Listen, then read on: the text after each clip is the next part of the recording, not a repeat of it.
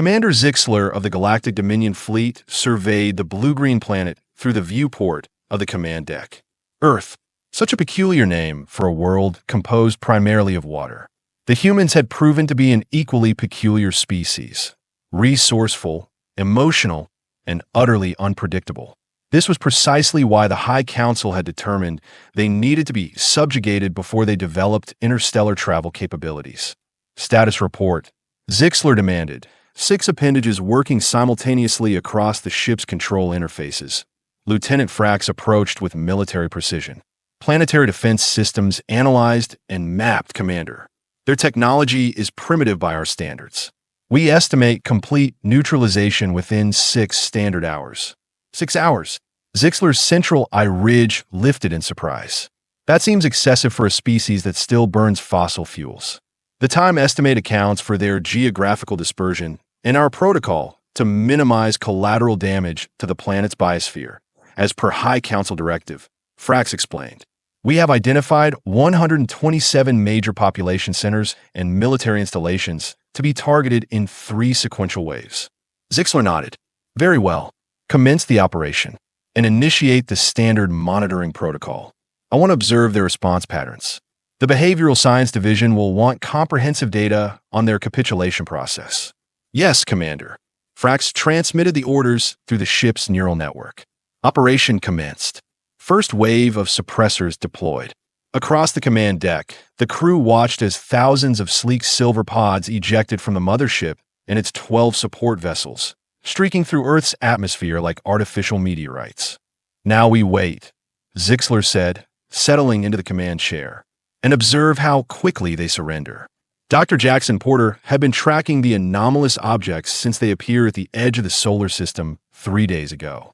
From his small observation station in the Colorado mountains, he had watched with increasing alarm as the objects accelerated toward Earth at speeds that defied human engineering capabilities. His warnings to various government agencies had been acknowledged but downplayed.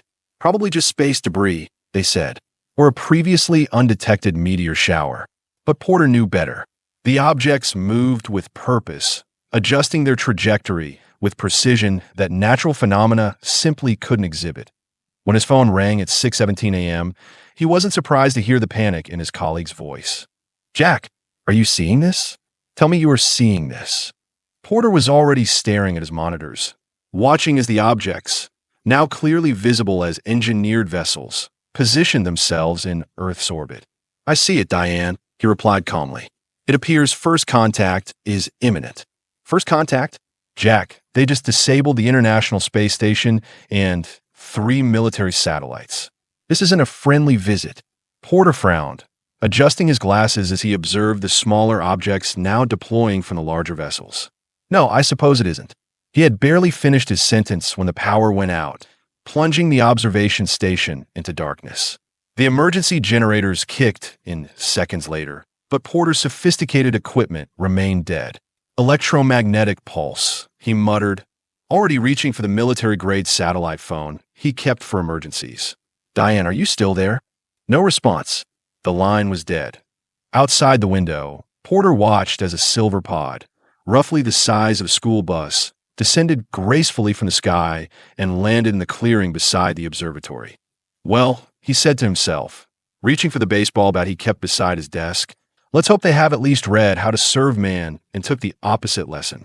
Admiral Thomas Blackwood of the United States Navy stood in the Pentagon's command center, surrounded by screens displaying cascading system failures across the globe.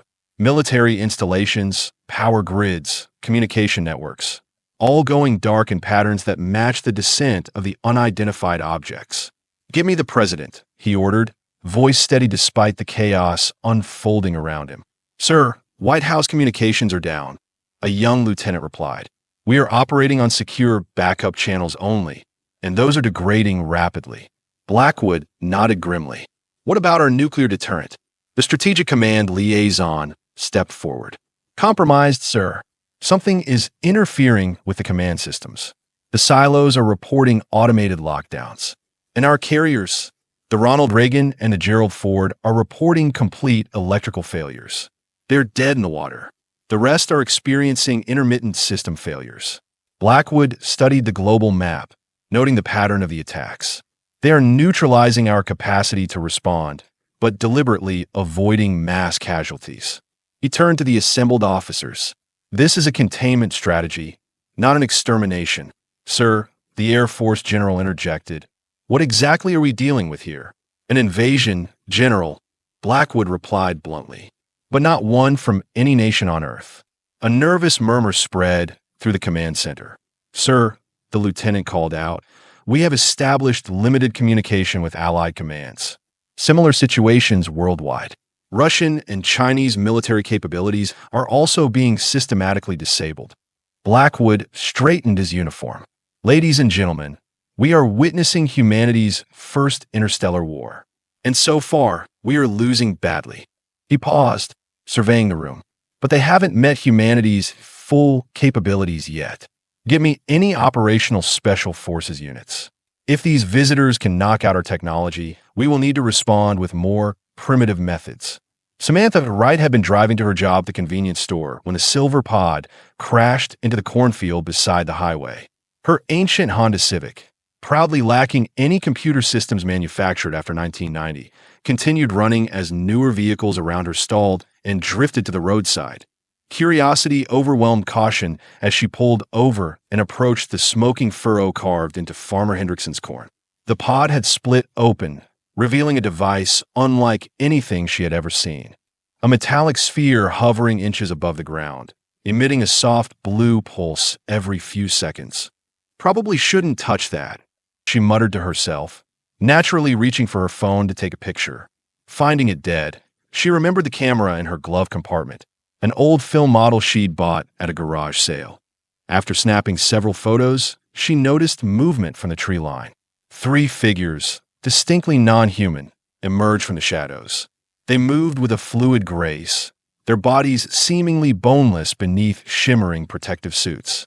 Each had multiple limbs and a triangular head with a central cluster of eyes. Samantha froze, her heart pounding as the aliens approached the sphere, apparently unaware of her presence. They manipulated the device with specialized appendages, causing the pulsing to accelerate. She slowly backed toward her car, where her foot snapped a fallen corn stalk. All 3 aliens turned simultaneously, multiple eyes focusing on her with unsettling precision. Hello, Samantha said, offering an awkward wave. Welcome to Earth? Though the whole disabling our technology thing is kind of rude, just saying. The central alien tilted its head and produced a series of clicking sounds. A device at its waist hummed, and then a mechanical voice emerged. Human, female. You will be documented and processed according to Dominion protocols. Processed, Samantha repeated, backing away faster. That sounds unpleasant. I'm going to pass on that. Thanks. Resistance is unnecessary, the alien continued. Your species will be integrated into the Galactic Dominion. Those who comply will be treated humanely. Samantha reached her car and yanked the door open. Good to know. I will spread the word. But first, I need to go check on my cat. He gets anxious when left alone during alien invasions. Before the aliens could respond, she jumped in her car, slammed the door, and floored the accelerator, sending dirt and corn husks flying as she sped away. In her rearview mirror, she saw the aliens watching her departure with what she could only interpret as confusion. Integrated into the Galactic Dominion, she muttered, steering back toward town. Not if I have anything to say about it. 2 hours into the invasion, Commander Zixlar was growing increasingly perplexed by the human response patterns. This makes no sense, he said, reviewing the data streams. Their military capabilities are neutralized, their communications infrastructure compromised, their governments isolated, yet they persist in sporadic resistance efforts. Lieutenant Frax nodded. Most unusual, Commander. Our behavior models predicted a 78.3% probability of formal surrender negotiations by this point. What about the remaining 21.7%? A mixture of scenarios, including mass panic, religious hysteria, or fragmented resistance before eventual capitulation. Frax consulted his datapad. But we are seeing something different altogether. Explain, Zixlar demanded. The humans appear to be adapting, Frax said, struggling to find the right terminology. Rather than centralizing their response or surrendering, They're forming localized resistance groups using increasingly primitive technologies that our suppressors cannot affect. Zixlar studied the tactical display showing the status of the suppressor network. Several units were now offline, destroyed by methods ranging from simple physical damage to elaborate traps. "Show me examples of these primitive countermeasures," he ordered. The main screen displayed a series of images. Humans using mechanical projectile weapons against ground troops. Ancient communications methods involving written messages carried by vehicles without electronic components. Makeshift weapons fashioned from everyday objects. And most troubling of all, humans deliberately targeting and destroying the suppressor pods with tools as simple as hammers and axes. They are resourceful, Zixlar admitted, but these are merely desperate acts. They cannot seriously believe such methods will prevail against our technology. "There's something else, Commander," Frax said hesitantly. "We are detecting unusual patterns in human neurochemical readings across all observation sectors." "What kind of patterns?" "Increasing levels of adrenaline and testosterone, yes, as expected during conflict, but also dopamine spikes consistent with satisfaction or pleasure." Zixlar's head appendages twitched with surprise. "They're enjoying this." "Not precisely, Commander. Our xenopsychologists suggest it might be a phenomenon unique to humans. They appear to experience a kind of collective resolve that strengthens rather than diminishes when faced with overwhelming odds." "Absurd." Zixlar dismissed the notion. No rational species would find satisfaction in doomed resistance. An alert chimed on the command console, drawing their attention. "Report," Zixlar ordered. The tactical officer responded immediately. "Commander, we have lost contact with Ground Team 37 in the region designated as Colorado."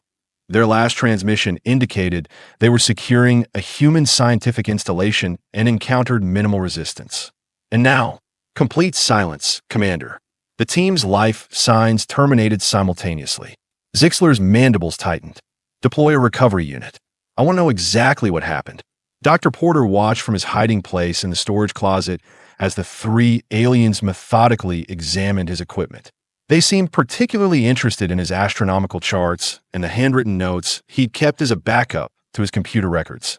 The baseball bat had proven surprisingly effective against the first alien who entered the observatory. Porter had been shocked by how easily the creature went down, apparently, for all their technological prowess. Their physical resilience was unimpressive. The alien's protective suit had shimmered and failed after a few solid hits, revealing a physiology ill-adapted to Earth's gravity and atmosphere. The other two had retreated quickly, only to return with handheld devices that Porter assumed were weapons. He had barely made it to the storage closet before they re-entered. Now he watched through the ventilation slats as they collected samples and data, occasionally exchanging those strange clicking communications. His satellite phone vibrated silently in his pocket, somehow still functioning despite the alien technology. The text message was brief. "Stay hidden. Help coming." Blackwood. Porter didn't know anyone named Blackwood, but he wasn't about to question his only lifeline. He settled in to wait, grateful for the emergency supplies he kept in the closet, including the hunting rifle propped in the corner. Outside the closet, one of the aliens activated a device that projected a three-dimensional map of the region. They seemed to be identifying other nearby facilities of interest. Porter's grip tightened on the rifle. If they discovered locations with more vulnerable humans, he couldn't simply hide and wait for rescue. Sometimes, he reflected grimly, science required action rather than mere observation. 3 hours into the invasion, Samantha had unintentionally become the leader of a ragtag resistance cell in the small town of Millfield, population 2,843. "Okay, let me get this straight," she addressed the group assembled in the back of Joe's hardware store. "The aliens can disable anything with electronic circuits, but mechanical devices still work fine?" Joe, the 68-year-old store owner, nodded enthusiastically. "That's what we are seeing. My old hand crank radio picks up nothing but static, but still cranks. And Hank's tractor, the 1957 John Deere with no electronics, runs perfectly. While my brand new Ford pickup might as well be a paperweight," added Sheriff Davies. Samantha paced the length of the stockroom. "So we need to go old school. Really old school." She turned to Joe. "What kind of non-electric communications do you have?" Joe scratched his beard. "Got some CB radios that are mostly mechanical. Need electricity to power them, though." What about those emergency hand crank generators in the camping section? Samantha suggested. Joe's eyes widened. That could work. They don't have any complex circuits, just magnets and wire. Perfect, Samantha said. Sheriff, we need to spread the word. These aliens think they have isolated us by knocking out our tech, but they don't understand human ingenuity. Sheriff Davies looked skeptical. And what exactly are we going to do against creatures with spaceships, Samantha? Throw rocks at them.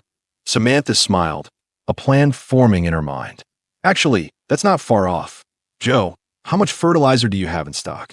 And where can we find some diesel fuel that's not locked in modern pumps?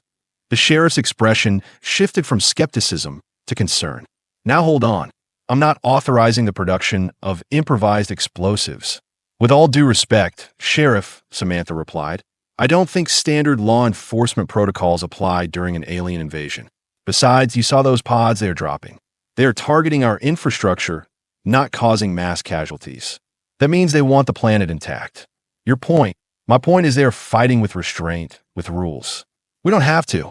The sheriff studied her for a long moment, then nodded slowly. God help me, but you are right. He turned to the assembled townspeople. All right, folks, let's show these aliens what happens when you pick a fight with humans from the Midwest. For hours into the invasion, Commander Zixlar was forced to acknowledge that the operation was not proceeding according to plan. 26 suppressor pods destroyed in the last hour, Lieutenant Frax reported. Ground teams are encountering increasingly organized resistance. 3 more teams have gone silent. How is this possible? Zixlar demanded. Their global military communication networks are disabled. They appear to be using pre-electronic communication methods, Commander. Physical messengers, mechanical signal systems, and in some cases, adaptations of their primitive technologies that our intelligence failed to anticipate. Zixlar paced the command deck, all 6 limbs twitching with agitation.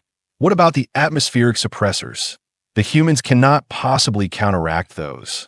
The atmospheric network is intact, Commander, but... Frax hesitated. Speak freely, Lieutenant. The suppressors were designed to incapacitate population centers through mild neurochemical sedation. They appear to be having the opposite effect on many humans. Explain. Instead of inducing compliance, the chemical compounds are triggering aggressive fight-or-flight responses. Our xenobiologists theorize that human physiology processes the compounds differently than our test species. Zixlar stopped pacing. Are you suggesting our primary pacification strategy is actually making them more combative? The evidence supports that conclusion, Commander. A communications officer interrupted. Commander, incoming transmission from the High Council. Zixlar stiffened. Display. The central view screen shifted to show Counselor Vex, her aged features set in an expression of displeasure. Commander Zixlar, explain why a simple subjugation operation has failed to secure compliance after 4 standard hours. Zixlar straightened to attention. Counselor, we have encountered unexpected resistance patterns from humans. Their adaptability exceeds our intelligence estimates. Your task was to neutralize their capacity for organized resistance, which you claim to have accomplished. Yet reports indicate growing counterattacks against our forces. The humans are demonstrating remarkable resilience and resourcefulness. Counselor, they are utilizing primitive technologies that our suppressors cannot affect. Counselor Vex's appendages twitched with irritation. You speak of primitives with admiration, Commander. Remember your duty. The Dominion cannot allow potentially aggressive species to develop unchecked. Escalate your methods if necessary. Escalate, Counselor. The mission parameters specified minimal biosphere damage and preservation of human population centers. Parameters can be adjusted, Commander. The High Council has authorized the deployment of precision antimatter weapons if necessary. Compliance must be achieved. Zixlar's central eye ridge rose in alarm. Antimatter weapons would cause catastrophic damage to the planet's ecosystems. The very resources we seek to harvest will be compromised. Better compromised resources than a strategic failure, Commander, Vex replied coldly. You have 2 more standard hours to achieve compliance through current methods. After that, you will implement extreme measures. The transmission ended abruptly. Zixlar turned to his officers, who had fallen silent during the exchange. Commander, Frax prompted cautiously. Your orders? Zixlar studied the tactical display, watching as more suppressor signals winked out across the planet. Continue current operations. Increase ground team deployments at resistance hotspots. And, he paused, prepare antimatter warheads for potential deployment. The command deck fell silent at this last order. Antimatter weapons had not been used in actual combat for 3 generations. Sir, the weapons officer spoke up hesitantly. The use of such weapons against a pre-interstellar species would violate several Dominion ethical protocols. I am aware, officer, Zixlar replied grimly. Let us hope the humans come to their senses before such measures become necessary. Dr. Porter had not expected his rescue to arrive in the form of 6 Navy SEALs and what appeared to be a middle-aged woman in hiking gear. Dr. Jackson Porter? The woman asked as the Special Forces team secured the observatory, efficiently neutralizing the 2 remaining aliens with weapons Porter had never seen before. Yes, Porter confirmed, emerging from his hiding place. And you are? Dr. Amanda Walsh, Xenobiology. These gentlemen are on loan from Admiral Blackwood. She gestured to the SEAL team, who were now examining the alien bodies and equipment. Congratulations on surviving first contact and taking down one of them yourself. Porter adjusted his glasses. Baseball bat. Seemed fitting, an all-American response to interstellar visitors with bad intentions. Dr. Walsh smiled briefly. I need to examine their biology immediately. What we learn might help us fight back more effectively. As Walsh began her examination, the SEAL team leader approached Porter. Sir, Admiral Blackwood requested we bring you to the Fallback Command Center. Your observatory's physical isolation and your knowledge of the visitor's arrival trajectory could be valuable. Porter nodded. Of course. But may I ask how you are communicating? All my electronics are dead. The team leader held up what looked like an old-fashioned radio set. Vietnam-era equipment, sir. No integrated circuits or microprocessors. We are finding older tech is immune to their suppression fields. Fascinating, Porter mused. They prepared to neutralize our current technology, but didn't account for our obsolete systems still being functional. That's not all they didn't account for, the SEAL added grimly. They don't seem to understand that humans get really angry when cornered. 5 hours into the invasion, Samantha's improvised resistance had grown far beyond the hardware store. Word had spread through messengers on horseback, bicycle couriers, and even children running notes between neighborhoods. The aliens had established a local command post at the regional airport, with one of their larger pods serving as a base of operations. From there, they deployed smaller teams to secure key infrastructure and establish suppressor fields throughout the county. What they hadn't counted on was the population's intimate knowledge of the landscape and the surprising effectiveness of hunting rifles against alien physiology. Status report, Samantha requested, leaning over the hand-drawn maps spread across the pool table in the back room of O'Malley's bar. Teams 1 through 4 have disabled the suppressor pods on the north and east sides of town, reported Rick, a local hunting guide. The aliens tried to stop them, but retreated when they lost 2 of their people. Good, Samantha nodded. What about the airport? Sheriff Davies stepped forward. We have got it surrounded, more or less. About 30 people with hunting rifles and shotguns keeping watch from the tree line. The aliens have some kind of energy weapons, but they seem reluctant to use them except in self-defense. They don't want to damage the environment, Samantha observed. Which means we have an advantage they don't. We are fighting for survival, while they are fighting with constraints. The door burst open as Joe rushed in. You need to hear this. He placed a hand-cranked radio on the table, turning the dial carefully. Through the static, a voice emerged. Repeat, this is Admiral Thomas Blackwood of the United States Navy broadcasting on emergency frequencies. If you can hear this message, know that organized resistance is forming worldwide. The alien technology cannot affect mechanical systems without electronic components. Use older equipment and weapons to disable their suppressor devices. They are vulnerable to conventional firearms and physical damage. Do not surrender. Humanity will not bow to extraterrestrial aggression. A cheer went up from the assembled group. See, Samantha said, her confidence growing. We are not alone. People are fighting back everywhere. The broadcast mentioned Admiral Blackwood, Sheriff Davies noted.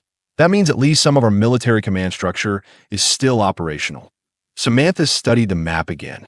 If we take out their command post at the airport, we can disrupt whatever they are planning for this whole region. She looked up at the determined faces surrounding her. Who's with me? 5.5 hours into the invasion, Commander Zixlar was forced to acknowledge a disturbing reality. They were losing ground. Suppressor network effectiveness down to 62% globally, Lieutenant Frax reported. Ground team casualties at 17% and rising. Human resistance growing in both organization and effectiveness. This defies all logical models, Zixlar muttered, reviewing the data. They have no central command, no cohesive strategy, yet somehow they are coordinating counterattacks across their globe. Commander, the communications officer interrupted, we are detecting numerous low-frequency radio transmissions. The humans appear to have reactivated obsolete communication systems that our suppressors cannot affect. Adapt the suppression fields, Zixlar ordered. We are trying, Commander, but they are using dozens of different systems, many purely mechanical. We cannot recalibrate quickly enough to counter them all. Another alert sounded. Commander, we have lost contact with Regional Command Pod 47 in the area designated as Millfield. Last transmission reported a large group of humans approaching primitive projectile weapons. Zixlar's patience finally snapped. This is absurd. How can a pre-interstellar species with primitive technology offer such effective resistance? What are we missing about these humans? Lieutenant Frax cleared his vocal sac nervously. Commander, the Behavioral Science Division has completed their preliminary analysis of human response patterns, and they believe we have fundamentally misunderstood human psychology. Unlike most rational species we have encountered, humans do not become more compliant when faced with superior force. Instead, they appear to become more aggressive, more resourceful, and most importantly, more unified. That makes no evolutionary sense, Zixlar objected. Perhaps not by our standards, Frax countered carefully. But the evidence suggests humans evolved in an environment that rewarded group cooperation against overwhelming threats. The more we pressure them, the more they work together. Zixlar stared at the tactical display, watching as more and more indicators of resistance flared across the planet's surface. And the 5-hour mark appears to be some kind of psychological threshold. Their resistance has increased exponentially since then. Yes, Commander. The xenopsychologists have dubbed it the anger threshold. It seems humans require approximately 5 hours to process shock, move through fear, and channel their emotions into organized aggression. Zixlar's appendages twitched as he calculated their deteriorating position. The High Council expected results, yet every passing moment strengthened human resistance while weakening Dominion forces. Commander, the weapons officer reported, antimatter warheads are prepared as ordered, awaiting your command for deployment. Zixlar stood silent, weighing his options. The rational choice was clear. Escalate force, crush resistance with overwhelming power, and accept the ecological damage as a necessary cost. Yet something gave him pause, an emotion rare among his species. 5 hours and 45 minutes into the invasion, Dr. Porter found himself in an underground bunker that served as humanity's improvised command center. Surrounded by military officers, government officials, and scientific experts, he watched as Admiral Blackwood coordinated the global resistance effort using technology that would have been considered obsolete decades ago. The pattern is clear, Blackwood explained, pointing to a paper map covered with handwritten notations. They expected to neutralize our technology and break our will to fight within hours. Instead, they have inadvertently awakened a unified response unlike anything in human history. Dr. Walsh, who had accompanied Porter from the observatory, stepped forward. My examination of their physiology reveals critical vulnerabilities. They evolved on a lower gravity world with a different atmospheric composition. Earth's conditions place them at a significant disadvantage in direct confrontation, which explains their reliance on technology rather than numbers, Porter added. They were never planning a traditional occupation. They expected quick capitulation. While they're not getting it, Blackwood stated firmly. Reports from all continents confirm successful counter-operations against their suppressor network. Humanity is fighting back with everything from hunting rifles to medieval siege tactics. A communications officer approached with a handwritten note. Sir, we have decoded more of their transmissions. Their command structure is showing signs of confusion, possibly dissent. And there's something troubling. references to weapons of mass destruction. Blackwood's expression darkened. Escalation. They are considering more extreme measures. If they deploy antimatter weapons or similar technology, the ecological damage would be catastrophic, Dr. Walsh warned. They might secure victory, but the planet they are trying to claim would be severely compromised. Porter studied the alien communication transcripts. There's something else here. References to a high council and ethical protocols. I don't think this invasion has unanimous support among their leadership. Blackwood nodded, which gives us an opportunity. If we can communicate directly with their command structure, show them that further escalation will be met with even fiercer resistance, a bluff? Porter asked. Not entirely. Blackwood smiled grimly. Humanity united is not a force to be taken lightly, even against advanced technology. 5 hours ago, we were in shock. Now we are truly angry. And as any student of human history knows, that's when we are most dangerous. 6 hours into the invasion, Commander Zixlar made his decision. Stand down antimatter deployment, he ordered, to visible relief from his officers. Begin tactical withdrawal of ground forces. Lieutenant Frax approached cautiously.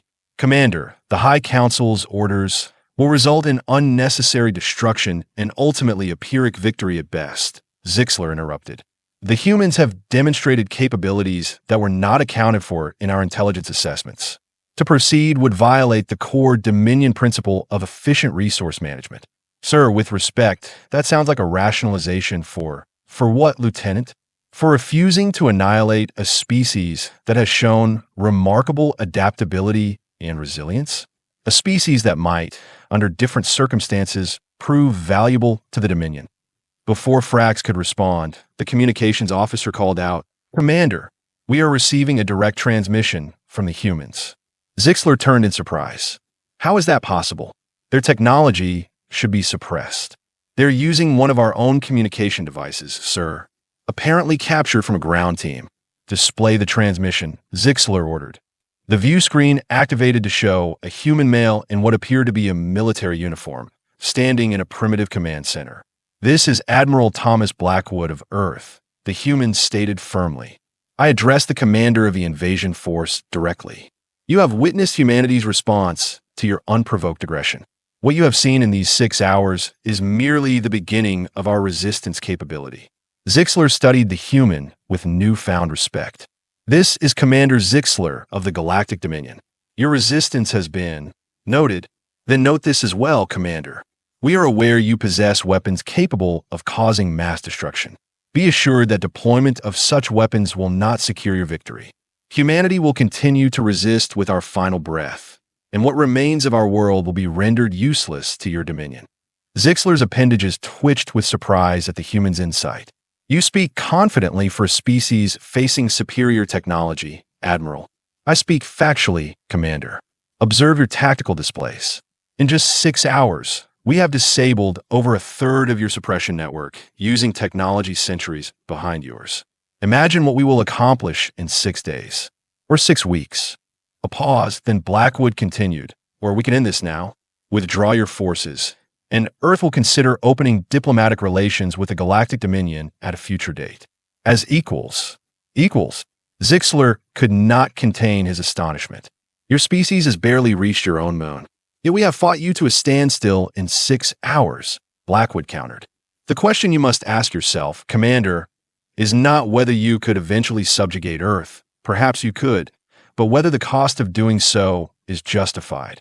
Zixlar glanced at the tactical display, watching as more indicators of his forces winked out across the planet's surface. The human had a point. A victory through escalation would be costly, both in resources and in violation of Dominion principles. I will consider your proposal, Admiral, Zixlar replied carefully. A temporary cessation of hostilities may be arranged while I consult with the High Council. Agreed, Blackwood nodded. But be aware that any further aggressive actions will be met with immediate response. As the transmission ended, Zixlar turned to face his officers, who were watching him with varying expressions of surprise and concern. Commander, Lieutenant Frax ventured, are we truly considering withdrawal? The High Council will demand an explanation, and they will receive one, Lieutenant. Zixlar replied firmly. along with my complete report on human capabilities and their potential value to the Dominion as allies rather than subjects. Allies, Frax echoed incredulously. With a pre-interstellar species? Zixlar gestured to the tactical display, where human resistance continued to spread like a wildfire across the planet. A species that developed radio technology less than 2 centuries ago, yet managed to adapt to our invasion and mount effective resistance within hours. Imagine what they might accomplish in a millennium. Would you rather have such a species as enemies or allies?